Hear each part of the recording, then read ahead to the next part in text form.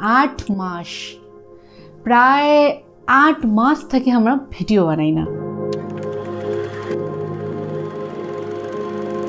শূন্য থেকে শুরু করিয়া আমার 1 লক্ষ ফলোয়ার্স পূরণ হল, কিন্তু তারপরে আমরা হঠাৎ করে ভিডিও বানা বন্ধ করে দিলাম।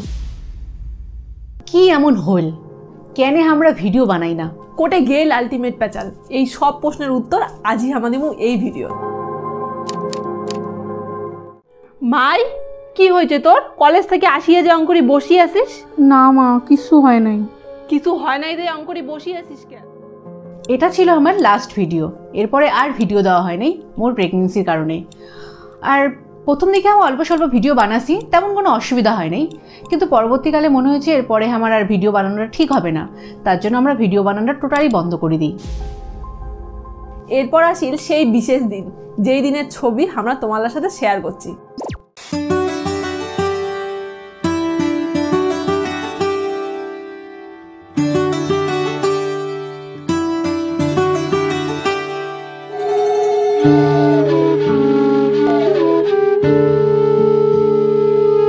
আসলে তোমরা এই ভিডিওটা দেখে হয়তো বুঝতে পারছেন, সেদিন ছিল দিদির 7 মাসের স্বাদ।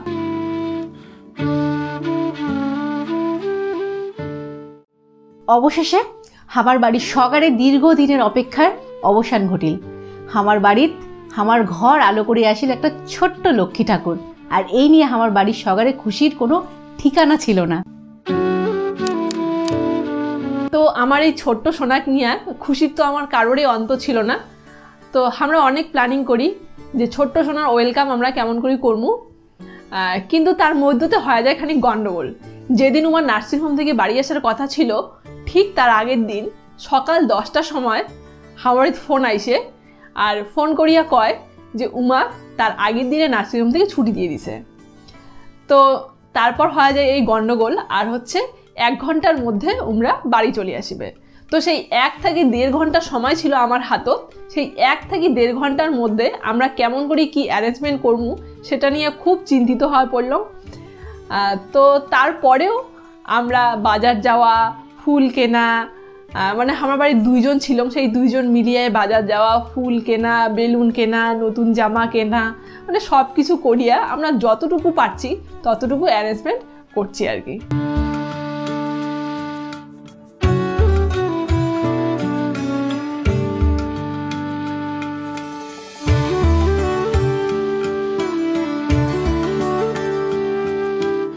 তারপর ফাইনালি আমার ছোট্ট সোনা বাড়ি চলে আসলে, আর ওনার গৃহপ্রবেশটা খুব ভালোভাবে হয়ে গেল।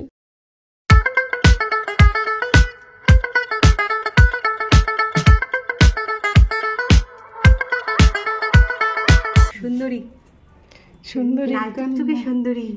তোমার আশীর্বাদে সব কিছু ভালো ভালো মিটি গেছে, কিন্তু এটি কেন শেষ না হয়। তোমরা সবাই জানেন মাতৃত্ব অনেক বড় একটা জিনিস।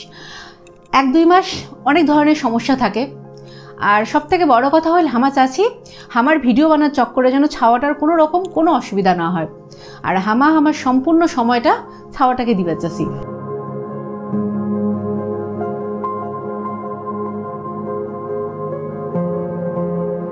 আর এলা আমার ছাওয়াটা আস্তে আস্তে বড় হওয়া হচ্ছে, আর আমারও মনে হল যে এলা আমার সব কিছু আরও শুরু করা দরকার।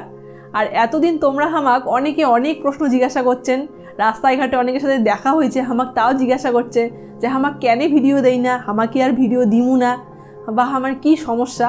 তো এই ভিডিওর মাধ্যমে আমরা এলে সব প্রশ্নের উত্তর তোমাকে দিয়ে দিলাম।